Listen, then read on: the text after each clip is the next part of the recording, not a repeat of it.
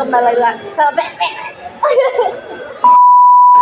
Halo guys, kembali lagi sama kita berdua. Aku Amanda. Aku Rafa. Nah, jadi hari ini kita tuh mau ngebahas Apa kak? sabar kak. Sabar, serius. Jadi hari ini kita mau ngebahas mengenai kasus yang cukup menarik nih guys. Nah, kasusnya itu diperkarain di PT UN Surabaya dengan nomor perkaranya itu 88-G-TF-2025 PT UN Surabaya. Nah, kasus ini itu melibatkan sengketa penguasaan rumah tuh, serem banget gak sih? Terus masalah administrasi desa hingga tindakan faktual seorang kepala desa yang akhirnya dibawa ke Pengadilan Tata Usaha Negara Surabaya nih. Waduh kak, betul banget. Nah, menariknya ya dari kasus ini tuh awalnya tuh mulanya dari persoalan keluarga doang. Jadi udah berlangsung kurang lebih kayak puluhan tahun. Terus lama-lama tuh berkembang jadi masalah hukum yang dibawa ke Pengadilan Tata Usaha Negara. Serius ya berarti permasalahannya ini. Ini bisa dibilang cukup serius sih. Nah, biar kita bisa ngobrol-ngobrol ini lebih jelas, bisa lebih tahu nih kronologinya, mending kita undang seseorang nggak sih kak? Boleh nih, orang yang paham kasus ini nggak sih? Boleh. Mari kita panggilkan narasumber kita hari ini, yaitu Legina. Makasih ya Legina udah mau datang ke podcast kita berdua. Kenalan dulu dong, saya hai dulu dong ke kamera. Hai, aku Legina. Makasih ya udah mau dateng nih buat ngejelasin kronologi. Karena kan kemarin kamu sempet datang langsung nggak sih di persidangan itu tuh? Iya, sempat 2 kali. Oh, lumayan deh 2 kali ikutin sidangnya ya berarti. Iya.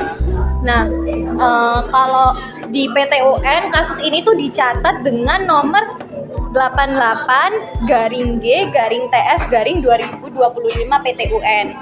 Nah, kan diajuin sama 6 orang tuh. Nah, mereka tuh ahli waris dari keluarga besar pemilik rumah ya.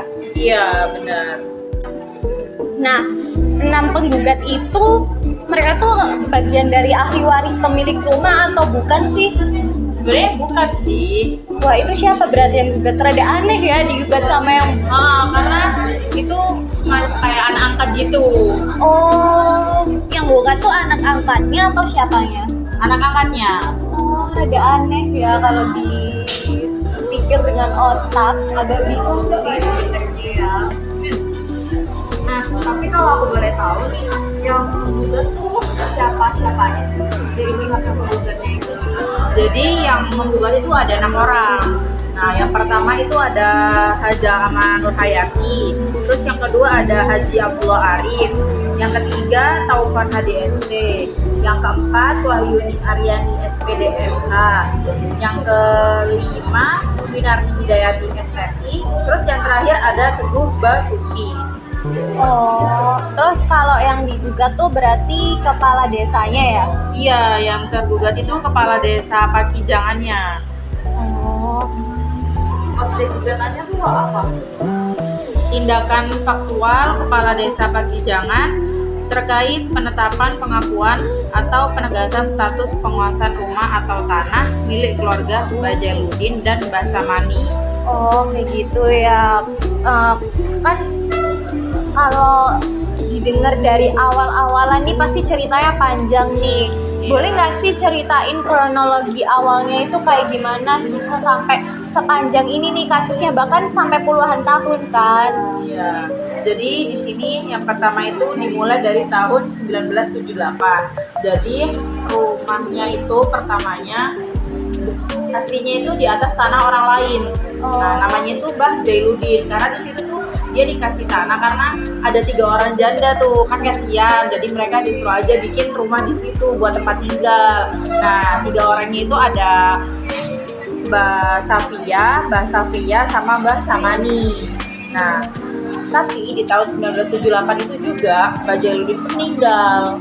Nah, setelah Mbah Jailuddin meninggal kan ditempatin tuh sama 3 orang tadi, Mbah Samani, Mbah Safia, sama Mbah Safia. Nah, rumah itu tuh masih belum jelas tuh tentang surat-suratnya. Berarti masih ngambang tuh, Iya. kayak ini tanahnya siapa, rumahnya siapa, kita masih nggak tahu tuh. Iya, karena waktu itu kan kalau mau ngurus kayak gitu tuh susah kan. Iya sih, kayak masih belum ada kelurahan kayak sekarang gitu nggak sih? Iya. Tapi berarti jatuhnya nggak resmi nggak sih? Nah iya, makanya itu yang bakal jadi masalah itu juga di situ juga. Oh, Dari awal aja tuh udah ada kesalahan tuh ya. Iya. karena secara lisan itu nggak sih, kayak Iya. bahaya banget gak sih berarti? Makanya kita tuh perlu banget gak sih namanya bukti Iya. surat atau apa. Ibaratnya kalau kita chatan kita harus screenshot atau apa Nah, gitu iya. ya. Oke lanjut. Jadi setelah itu di tahun 2002 kan ditempati tuh sama Mbak Samani, Mbak Safia sama Mbak Safia.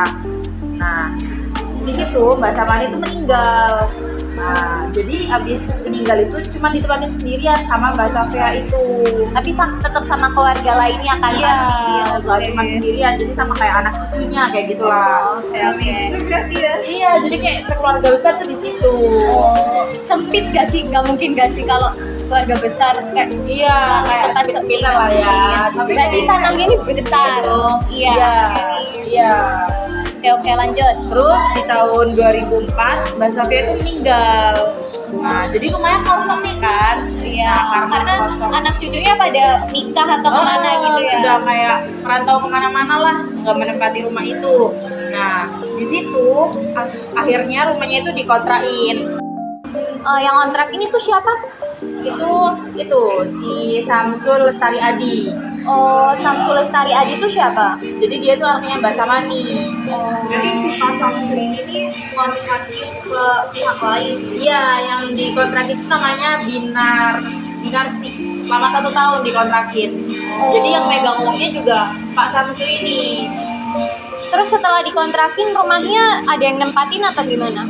Nah, setelah dikontrakin itu 2005 Iya. Pak Sutaji yang sebagai anak angkatnya Mbak Safia itu mengambil alih rumah itu, tapi nggak ada surat-suratnya.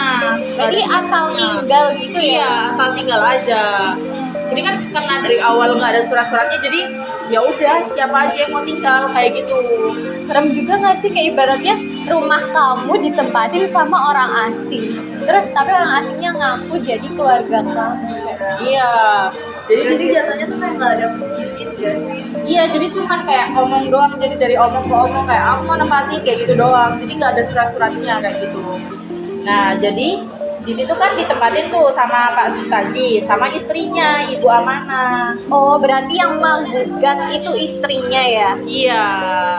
Karena kan di sini anggapannya kayak dia mau mengambil alih rumah itu. Karena kan dari awal nggak ada surat resminya nih, gitu. Iya sih.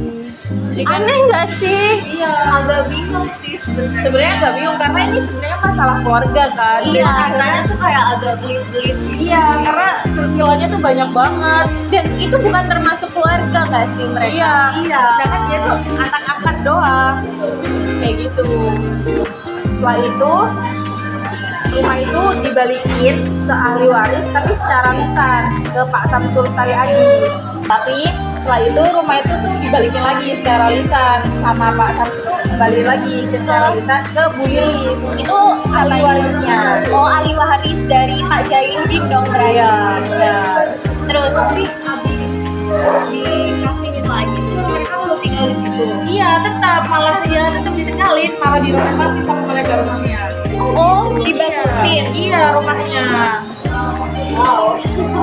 Barulah di tahun 2005 ini disengketa dibawa ke PT UN, dipermasalahkan lah ini karena kan emang dari awal surat itu udah nggak jelas kan, yang ninggalin juga nggak jelas, sempat dikontrakin juga karena Iya. surat-suratnya nggak jelas, jadi bener-bener belibet lah, makanya akhirnya dipermasalahkan ke PT UN ini. Oh. Nah, tapi aku dengar-dengar nih ya, sebelum kita ngelakuin podcast ini kita pasti gali-gali informasi dulu lah ya. Nah, tapi aku dengar-dengar tuh selain persoalan penguasaan rumah, ada juga persoalan administrasi tanah ya. Iya, jadi di situ tuh ada administrasi desa yang ditemukan. Ada perbedaan data antara Persil 37 dan Persil 38. Jadi menurut letter C itu tanah tersebut seharusnya itu ada di Persil 38. Tapi atas nama Bu Safea, Mbak Safea itu. Tapi pihak yang menguasai rumah itu mengklaim itu ada di Persil 37. Oh, padahal jadi di datanya itu rumah itu tuh di Persil 38. Iya.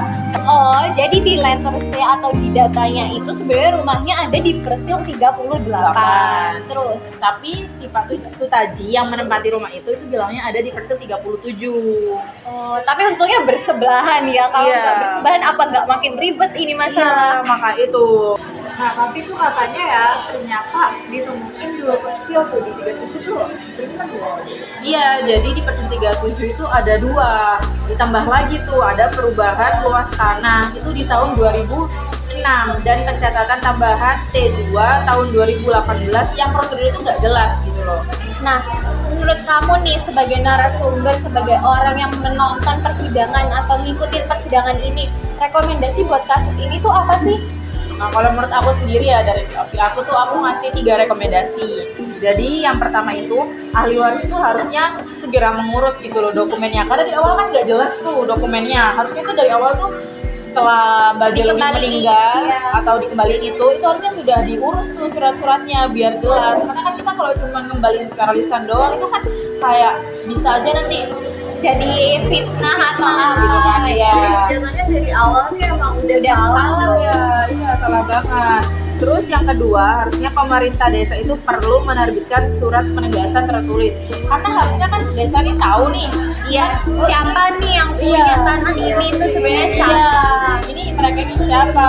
Rumahnya ini kok nggak ada surat-suratnya? Harusnya kan tegas kan, kayak ngasih tahu kalian tuh harus segera ngurus surat-suratnya kayak gitu. Tapi di sini nggak ada, dari pemerintah desa itu kurang tegas kayak gitu. Jadi jatuhnya lumayan cuek gak sih sama Iya. permasalahan persuratan tanah-tanah ini? Iya. Terus yang ketiga, kalau ada sengketa yang berkelanjutan seperti itu, harusnya para pihak bisa menempuh jalur perdata di pengadilan. Ya kayak tadi itu yang di PT UN itu, tapi juga Di pengadilan hukum lah, ibaratnya Iya. pengadilan yang lebih besar, yang Kayak lebih pengadilan bisa, negeri lah ya. iya, yang bisa menangani lebih jauh lah. karena ini kayak semacam ahli kayak warisan gitu nggak sih? Iya sih. Sengketa waris ya jatuhnya, Iya. bukan masalah administratif lagi gitu. Iya, harusnya kayak pembagian warisan lah harusnya Iya, kan. Karena di sedang- sini yang mempermasalahkan kan ahli warisnya juga kan. Iya.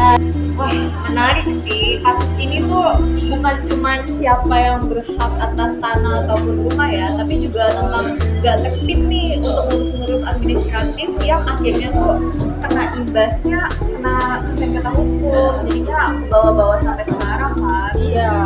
Iya betul tuh. Berarti PT UN di sini tuh jadi mekanisme penting tuh, karena mereka tuh ngurusin kayak memastikan bahwa setiap tindakan pejabat pemerintah daerah itu harus sesuai dengan asas legalitasnya.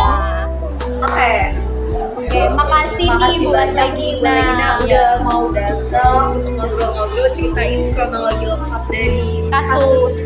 sengketa tanah itu tuh kayak gimana. Karena Iya. kebetulan kemarin tuh aku juga sempat datang ke PT UN. sidangnya ke PT UN, tapi masih lumayan gak begitu paham karena lumayan berbelit-belit banget. Jadi alasan kita ngundang Legina sebagai narasumber itu buat ngejelasin ke kita dan juga ke teman-teman, ke semuanya. Iya, tentang kasus hari ini. Terima kasih banyak ya. Terima kasih juga buat kalian yang udah nonton video ini. Bye-bye.